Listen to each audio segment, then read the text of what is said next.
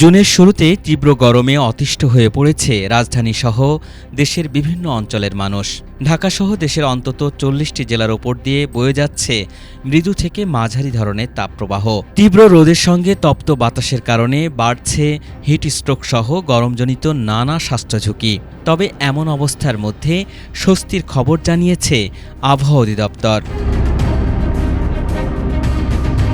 আবহাওয়া অফিস বলছে, এল নিনোর প্রভাবে বাংলাদেশের তাপমাত্রা স্বাভাবিকের চেয়ে এই মাসে কিছুটা বেশি থাকবে। তবে বৃহস্পতিবার থেকে সারা দেশে বৃষ্টিপাতের তীব্রতা একটু একটু করে বাড়তে পারে। তখন উপকূলীয় জেলাগুলোতে তাপমাত্রা ৩৪ থেকে ৩৫ ডিগ্রি সেলসিয়াসের মধ্যে ওঠানামা করতে পারে। এদিকে আবহাওয়াবিদরা বলছেন, বৈশ্বিক জলবায়ু পরিবর্তনের পাশাপাশি এল নিনোর প্রভাব এ অঞ্চলে তাপমাত্রা বৃদ্ধিতে বড় ভূমিকা রাখছে।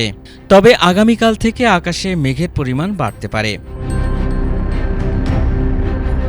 বৃহস্পতিবার সকাল ৯টা থেকে পরবর্তী ২৪ ঘন্টার পূর্বাভাসে বলা হয়েছে, রংপুর ও সিলেট বিভাগের অনেক জায়গায় এবং রাজশাহী, ঢাকা, ময়মনসিংহ, খুলনা, বরিশাল ও চট্টগ্রাম বিভাগের কিছু কিছু জায়গায় অস্থায়ীভাবে দমকা ঝোড়ো হাওয়া সহ মাঝারি ধরনের বৃষ্টি, বজ্রসহ বৃষ্টিপাত হতে পারে। সেই সঙ্গে সারা দেশের কোথাও কোথাও মাঝারি ধরনের ভারী থেকে ভারী বর্ষণ হতে পারে। এছাড়া আগামী ২ দিনের আবহাওয়ার পূর্বাভাসেও বৃষ্টিপাতের খবর দিয়েছে আবহাওয়া অফিস।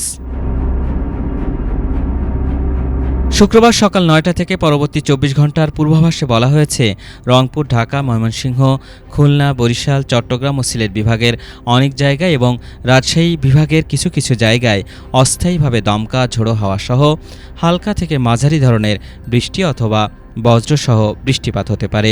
সেই সঙ্গে সারা দেশের কোথাও কোথাও মাঝারি ধরনের ভারী থেকে ভারী বর্ষণ হতে পারে। সারা দেশের দিন এবং রাতের তাপমাত্রা প্রায় অপরিবর্তিত থাকতে পারে।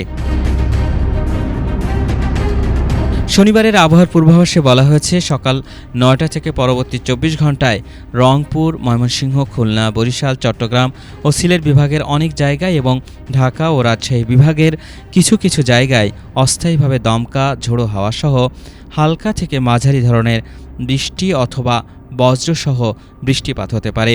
সেই সঙ্গে সারা দেশের কোথাও কোথাও মাঝারি থেকে ভারী বৃষ্টিপাত হতে পারে বলেও জানিয়েছে আবহাওয়া অফিস।